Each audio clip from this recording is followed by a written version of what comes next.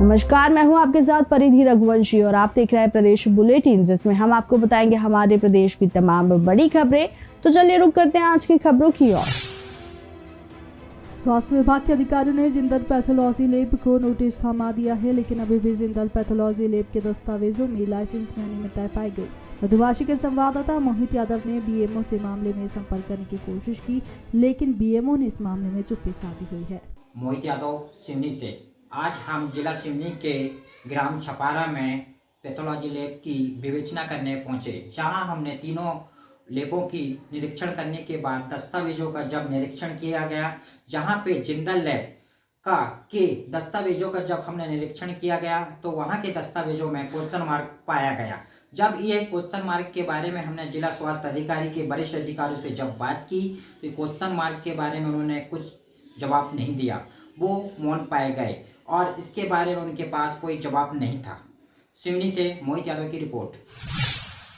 उज्जैन जिले में नेशनल लोक अदालत का आयोजन शहर की जनता को लाभ पहुंचाने के लिए किया गया। उज्जैन नगर निगम द्वारा जल कर और संपत्ति कर के 12 करोड़ रुपए की राशि में से 5 करोड़ की वसूली का लक्ष्य रखा है।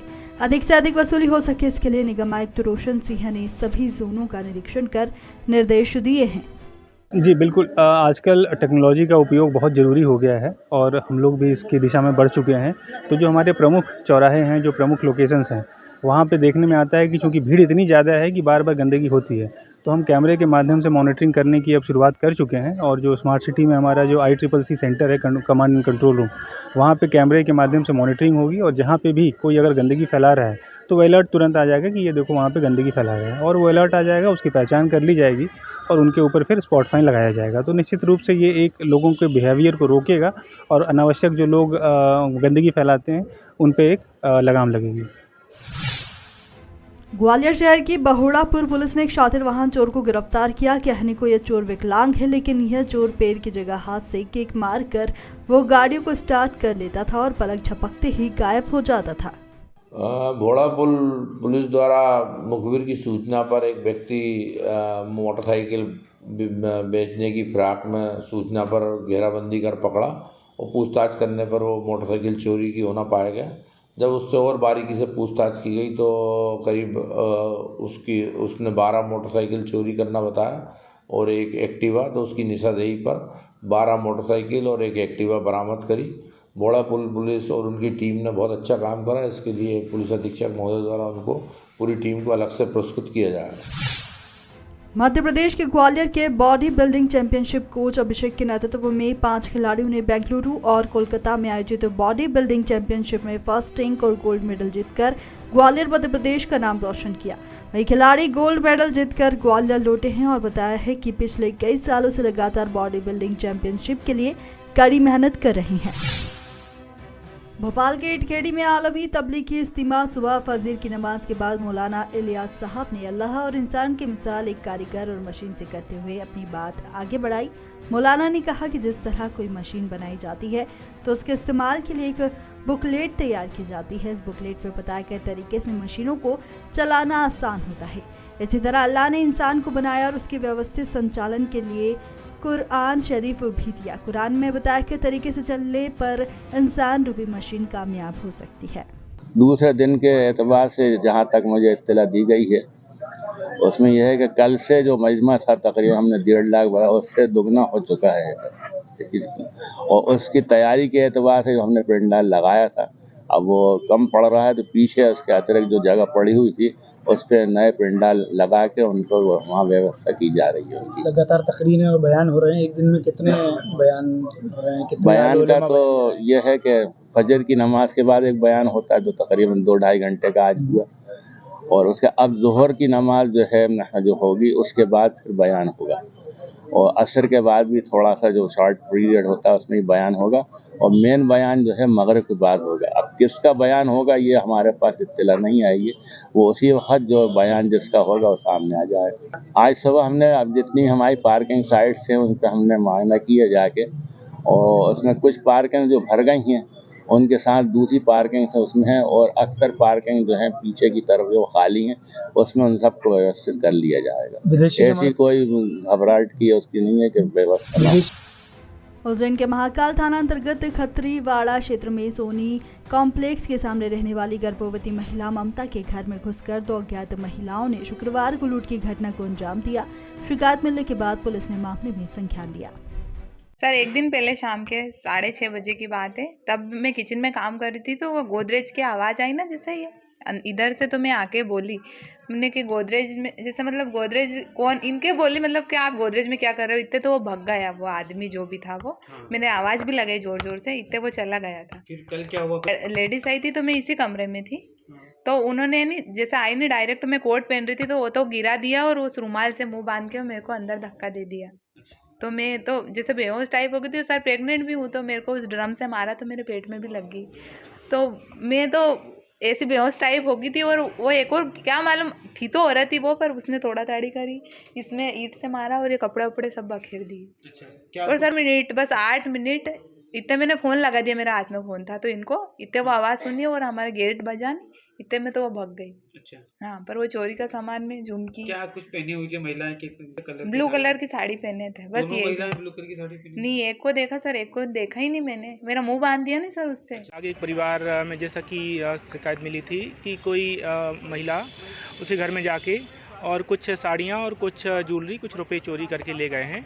इसके संबंध में हमारी टीम गठित की गई है और वो क्षेत्र के सीसीटीवी फुटेज देख रही है। इसके अलावा क्षेत्र के अन्य दुकानदारों से पूछताछ कर रही है, इन्वेस्टिगेशन चल रही है। जो बात की तो ये घटना लगभग दिन के 10 बजे के आसपास की बताई जा रही है। उसने बताया कि कोई महिला उसके घर में एंट्री की और उसको 1-2 थप्पड़ मारे और उसको उसके कमरे में ही बनी गैलरी में बिठा दिया। इसके बाद उसकी अलमारी से साड़ी और उसमें रखी हुई कुछ नकदी और कुछ ज्वेलरी ले गई और बाकी साड़ी, ज्वेलरी, नकदी उसी में छोड़ गई है। एक दिन पहले बोलना है कि एक दिन भी उसको ऐसा अंदेशा लगा था कि कोई उसके घर में आ रहा है, लेकिन उसने देख नहीं पाया था कि कौन है और ना किसी को सूचित किया था, ये पुलिस को या किसी अथॉरिटी को।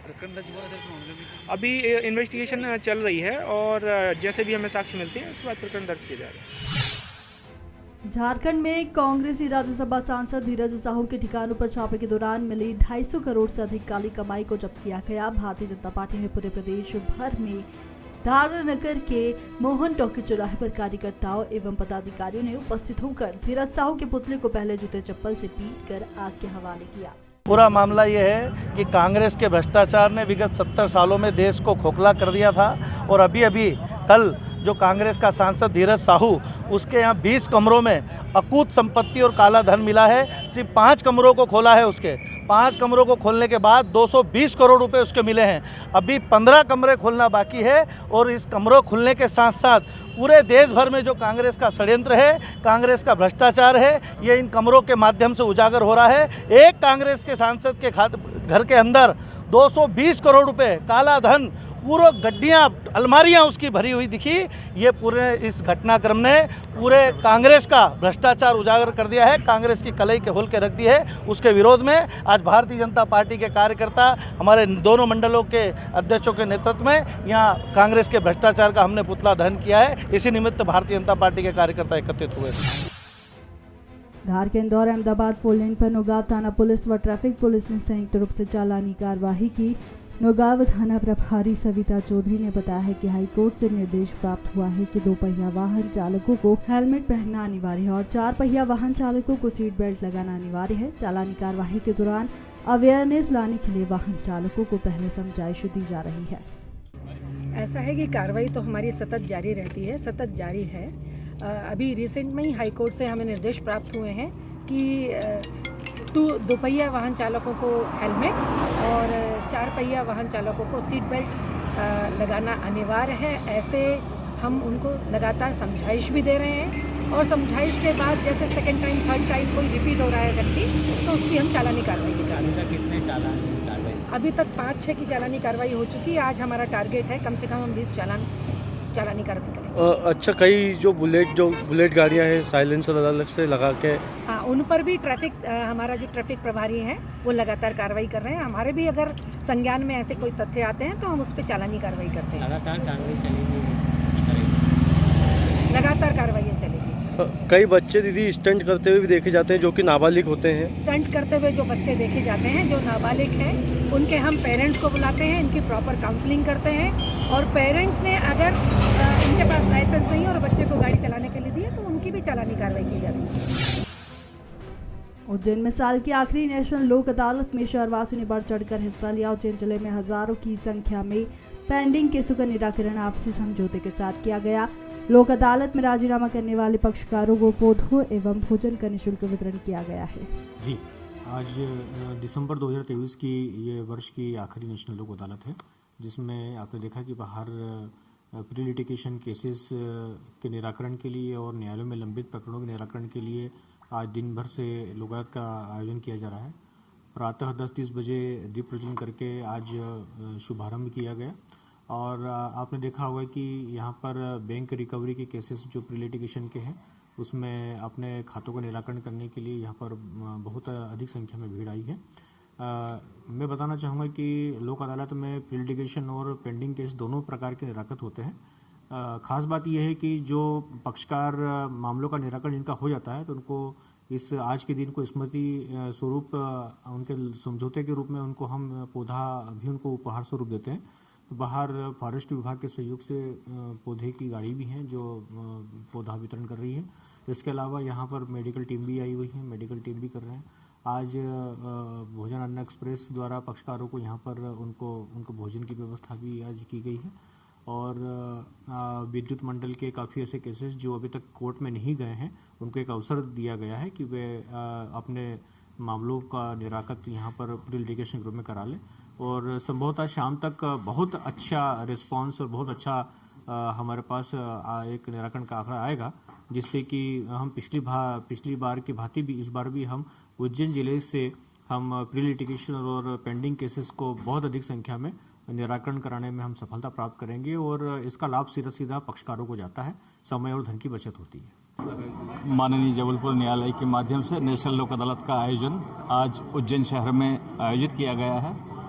माननीय कोर्ट के माध्यम से जिस प्रकार से लोक अदालत के नियमानुसार आज की इस लोक अदालत में करीब 18 बैंकों ने अपनी सहभागिता की है, जिसमें बैंकों के द्वारा 12,700 के लगभग नोटिस सर्व किए गए हैं। आज की इस उम्मीद में माना जा सकता है कि 7 करोड़ के लगभग की रिकवरी का आज अंदाज़ा लगाया जा रहा है और यही एक माननीय न्यायालय का एक उद्देश्य है कि हमारे जितने ग्राहक हैं जो किन्हीं कारणों से खातों को अब नियमित नहीं कर पाए हैं, उनको किस प्रकार से सुविधा प्रदान की जाती है, यही कोर्ट का और माननीय न्यायालय का उद्देश्य है।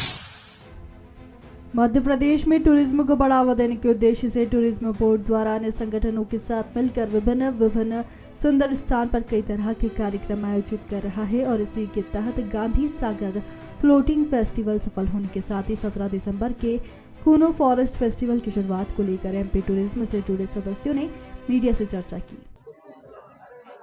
जी, आगामी फेस्टिवल जो हमारा कूनो फॉरेस्ट फेस्टिवल है तो 17 दिसंबर से हम शुरू कर रहे हैं। उसमें हमारा ये प्रयास है कि हम एक सर्व सुविधा युक्त टेंट सिटी इरेक्ट कर रहे हैं। इसमें 50 टेंट्स हैं और उसके साथ साथ वहाँ पर हम बाकी एक्टिविटीज़ भी डेवलप कर रहे हैं, जिसमें लैंड एक्टिविटीज़, एयर एक्टिविटीज़ भी शामिल हैं। शाम को कल्चरल प्रोग्राम्स होंगे रोज़ और उसके साथ साथ विशेष रूप से जागरूकता के संदर्भ में हम कुछ वर्कशॉप्स का भी वहाँ पे आयोजन करेंगे ताकि लोगों को पर्यावरण और जो कंजर्वेशन ऑफ चीता है उसके बारे में हम जानकारी दे सकें। मध्य प्रदेश विधानसभा चुनाव में घोषित बीजेपी उम्मीदवारों का अपने ही पार्टी के कार्यकर्ताओं द्वारा विरोध करना कार्यकर्ताओं को भारी पड़ गया है, जहां देपालपुर, महू और सावेर पार्टी के 8 भाजपा कार्यकर्ताओं को भारतीय जनता पार्टी द्वारा नोटिस जारी किए गए, जिसमें 3 दिनों में कार्यकर्ताओं को इसका जवाब देना होगा। वहीं संतोषजनक जवाब नहीं मिलने से पार्टी इन 8 कार्यकर्ताओं को पार्टी से बाहर का रास्ता दिखा सकती है। अभी हमने महू विधानसभा में नोटिस जारी किए हैं। हमारे पास प्रवासी प्रभारी, वहाँ विधानसभा प्रभारी, चुनाव संचालक और प्रत्याशियों की रिपोर्ट के आधार पर हमने ये नोटिस जारी किए। इन कार्यकर्ताओं के द्वारा निष्क्रियता और कहीं कहीं पर विरोधी कार्रवाई भी की गई प्रत्याशी के खिलाफ। इसलिए नोटिस जारी किया। कभी भविष्य में कोई सामान्य कार्यकर्ता या अन्य कार्यकर्ता इस प्रकार की गतिविधियों में सम्मिलित न रहे। जो चुनाव आते हैं हमारे विधानसभा चुनाव बहुत ही महत्वपूर्ण चुनाव संगठन के लिए माना जाता है, क्योंकि सारे चुनाव एक तरफ, लेकिन इसमें पूरी पार्टी जी जान से सभी लगे रहते हैं।